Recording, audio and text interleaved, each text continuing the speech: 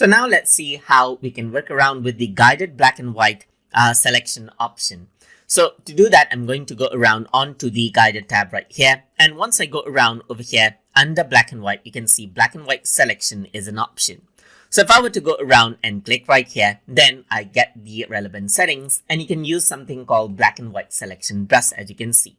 So you can go around and work around with the brush size, and as you paint, you can see that you can select around range of pictures and they turn black and white. You can go to subtract to go around and then subtract out those areas over here as well. So let's say sky, I wanted color, then just go around and select it, and that becomes color again.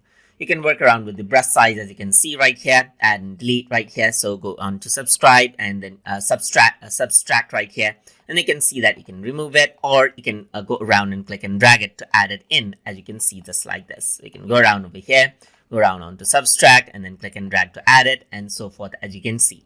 You can go around onto the refine as option right here and use smart radius and use radius right here to actually go around and then detect out the edges over here as well. So I'm just going to go around over here, and this is what you have. You can invert out the effect over here as well, just like this, as you can see.